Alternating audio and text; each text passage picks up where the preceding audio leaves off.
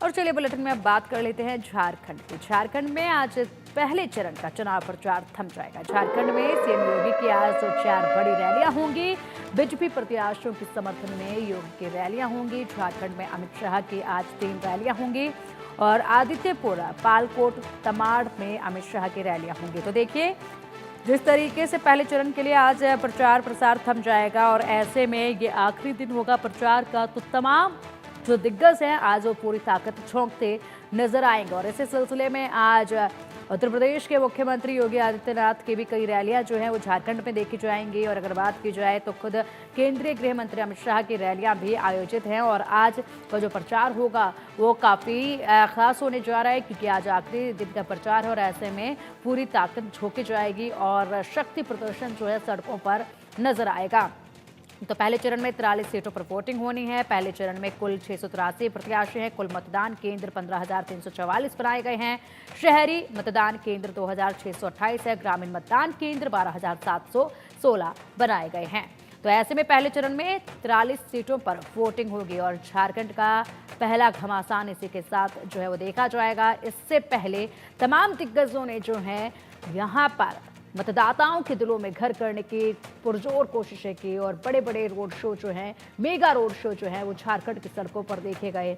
बड़े चुनावी वादे जो हैं वो कर दिए गए हैं तमाम पार्टियों की तरफ से। और ऐसे में अब देखना होगा कि जो मतदाता हैं वो किसका समर्थन करते हैं, किन के वादों पर यकीन करते हैं, किस पार्टी पर, किस चेहरे पर यकीन करते हैं, ये देखना होगा।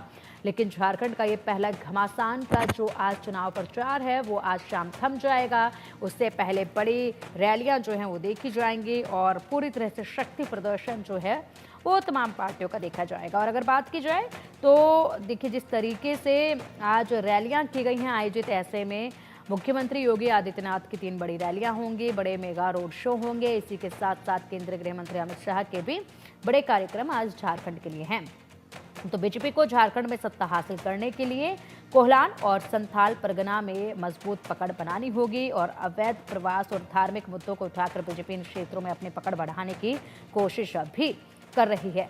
लगातार हर इलाके में उन मुद्दों को उठाया गया जिनसे पकड़ जो है वो बन सके। झारखंड में चुनावी माहौल काफी गरमाया हुआ है। भारतीय जनता पार्टी ने अपना घोषणा पत्र जारी किया। तो पहले चरण का चुनाव 13 नवंबर को अब होना है और उसके लिए प्रचार प्रसार थम जाएगा, जिसके लिए 683 उम्मीदवार मैदान में हैं। हर सीट पर करीब 16 उम्मीदवार। दूसरे चरण 20 नवंबर को होगा। और चलिए अब अधिक अपडेट के लिए हमारे सहयोगी रितेश मिश्रा हमारे साथ जुड़ गए। रितेश, देखिए झारखंड में जिस तरीके से चुनाव पर घमासान देखा गया, ऐसे में आज आखिरी दिन है प्रचार का। तमाम दिग्गजों ने अपनी ताकत झोंकी है, लेकिन आज आखिरी दिन भी शक्ति प्रदर्शन जो है वो तमाम दिग्गजों का देखा जाएगा। अगर बात की जाए तो मुख्यमंत्री योगी आदित्यनाथ का भी आज कार्यक्रम है और केंद्रीय गृह मंत्री अमित शाह का भी आज कार्यक्रम है चुनाव के आखिरी दिन पर। बिल्कुल, देखिए कि झारखंड विधानसभा चुनाव चाहे वो एनडीए अलायंस हो चाहे वो इंडिया अलायंस हो, सभी के लिए नाक की लड़ाई बन चुका है और बीजेपी किसी तरह वापसी पाना चाह रही है झारखंड की सत्ता में। देखिए कि कल प्रधानमंत्री नरेंद्र मोदी बीजेपी के सबसे बड़े स्टार कैंपेनर वो रांची पहुंचे, गुमला पहुंचे, चंदन कियारी पहुंचे और उन्होंने जनसभा को संबोधित किया और उन्होंने कई सारी प्रमुख बातों को उठाया और अटैकिंग रहे, चाहे वो कांग्रेस हो, चाहे वो जेएमएम हो या फिर आरजेडी हो। कल की बात देख लीजिए कि लालू प्रसाद यादव थोड़े अस्वस्थ जरूर हैं, लेकिन झारखंड में वो भी स्टार कैंपेनर है और कल उन्होंने चतरा में देखिए कि जनसभा को संबोधित किया और प्रधानमंत्री नरेंद्र मोदी पर कई सारी बातें कही। आज देखिए कि क्योंकि अब चुनाव प्रचार का सूर जो है वो थमने वाला है फर्स्ट पेज की वोटिंग के लिए और फर्स्ट पेज की वोटिंग में आप देख लीजिए कि रांची से लेकर जो महत्वपूर्ण जो हॉट सीट्स है फर्स्ट पेज में वहां पर चुनाव होने वाले हैं और सबसे ज्यादा जो सीट्स हैं उस पर पहले पेज में यानी 13 नवंबर को चुनाव संपन्न होंगे। उसको लेकर सभी राजनीतिक दलों ने अपनी पूरी ताकत झोंक दी है।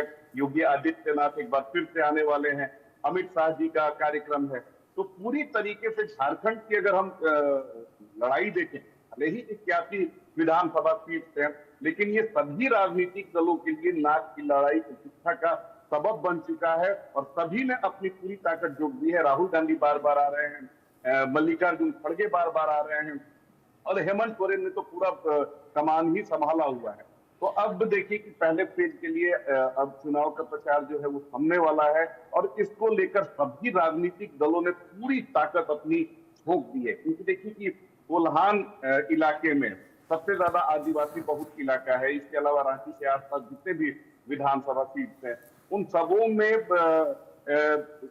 जो लड़ाई है वो कांटे की लड़ाई है। और जो कैंडिडेट्स हैं वो काफी हाई प्रोफाइल वाले कैंडिडेट्स हैं। आप रांची में ही देख लीजिए, रांची में सीपी सिंह है, बीजेपी कद्दावर नेता, 6 बार से लगातार विधायक हैं। तो उनके सामने जेएमएम की कद्दावर महुआ माझी है।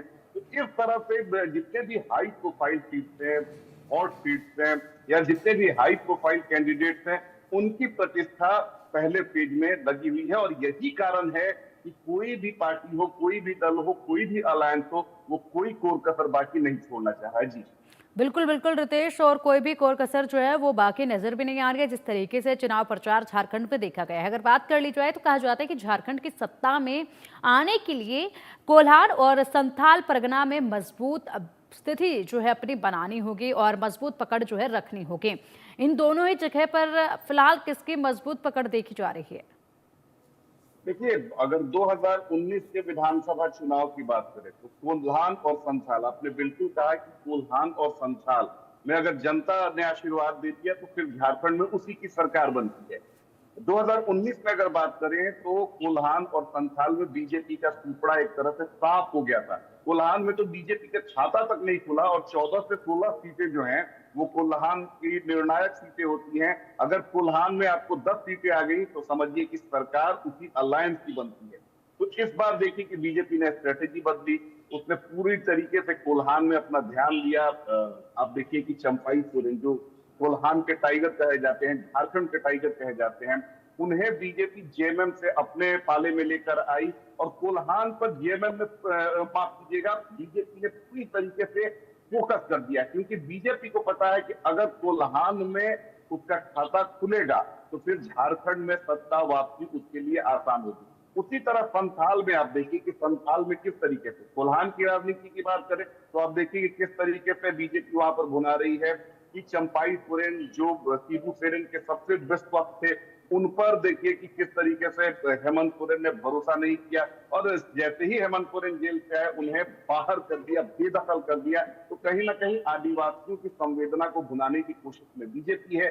दूसरी तरफ आप देखिए कि संथाल में देवघर से लेकर पाकुड़, साहेबगंज, ये तमाम जामताड़ी, ये तमाम जिले आते हैं और यहाँ पर बीजेपी ने सबसे प्रमुख मुद्दा जो है वो हिंदुत्व का उठाया है और बांग्लादेशी इन्फिल्ट्रेशन के मामले को वो लगातार प्रमुखता से वो उजागर कर रही है। अब चाहे हेमंत बिश्व शर्मा की बात कर ले, योगी आदित्यनाथ की बात कर ले, अमित शाह की बात कर ले, प्रधानमंत्री नरेंद्र मोदी की बात कर ले, बांग्लादेशी घुसपैठ को प्रमुखता से उठाया जा रहा है। और इसके पीछे की वजह यह है कि इस इलाके में यानी संथाल इलाके में डेमोग्राफी काफी तेजी से बढ़ती है और बीजेपी यहाँ पर कट्टर पूर्व हिंदुत्व कार्ड के सहारे एक बार फिर से इस इलाके में अपना दबदबा, अपना फ्लैट बनाना चाहती है। और यही कारण है कि आप देख लीजिए हेमंत सोरेन के जो प्रस्तावक थे मंडल मुर्मू, वो सीधो कान्हो काफी ही झारखंड की सीधो कान्हो वंशज के वो वंशज है मंडल मुर्मू, उनको भी अपनी पार्टी में बीजेपी लेकर आई है।